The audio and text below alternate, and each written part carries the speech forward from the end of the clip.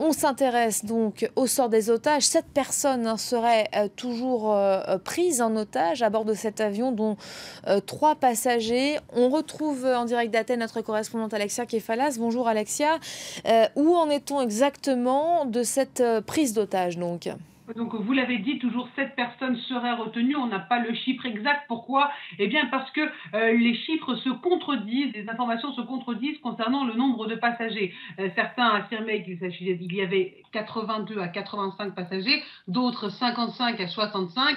Donc, on n'a pas effectivement le nombre exact. Ce qui est certain, c'est qu'à l'heure actuelle, il y a toujours des otages avec donc le pirate, le preneur d'otages à l'intérieur de cet avion. Il y a donc des mesures de sécurité importantes. Ce que l'on sait, c'est qu'a priori, eh bien, le preneur d'otages était un membre de l'opposition égyptienne et il aurait demandé, dans la lettre qu'il a envoyée tout à l'heure, qu'il a jetée de l'avion, il aurait demandé la libération de plusieurs femmes détenues en prison. Alors, ce sont des informations qui sont dévoilées actuellement par la télévision nationale chypriote qui a eu accès à cette lettre qui a été donc jetée par le preneur d'otages. Les autorités sont en train de l'analyser, mais les autorités aussi sont en train d'aller chercher son ex-femme, car a priori, ce pirate de l'air aurait demandé à voir son ex-femme qui habite dans un tout petit village à côté de l'aéroport de Larnaca à Chypre, et a priori, il y avait quelques différends entre eux. Donc, au moment où je vous parle, la femme,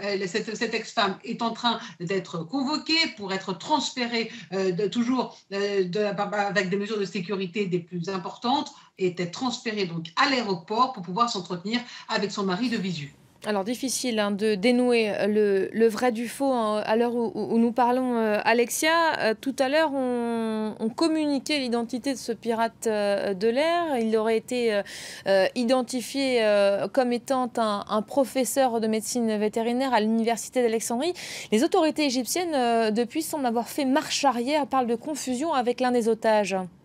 Oui, effectivement, il y a une réelle confusion. Pourquoi? Eh bien, parce qu'on ne sait pas réellement qui est l'auteur de cette lettre et si son ex-femme est vraiment l'ex-femme du preneur d'otages ou alors du pilote. Il y a eu effectivement une affirmation de l'université du Caire, l'université de médecine, qui disait que le preneur d'otages était un professeur de médecine vétérinaire, mais en fait, a priori, ce serait simplement l'un des otages ou alors l'un des passagers. Donc, tout est en train d'être confirmé. Ce qui est sûr, c'est que la piste de réel terrorisme est écartée pour le moment, non seulement par les autorités chypriotes, mais aussi par le président Nikos Anastasiadis, qui, en recevant tout à l'heure le président du Parlement européen, Martin Schulz, a ironisé presque sur cette prise d'otage en expliquant que l'amour fou pouvait conduire à ce genre de scène, c'est-à-dire à prendre un otage et détourner un avion, comme ce qui s'est passé ce matin. Je rappelle que cet avion partait donc d'Alexandrie pour se rendre vers le Caire et une demi-heure après son décollage, il a été détourné pour atterrir à Larnaca, à Chypre.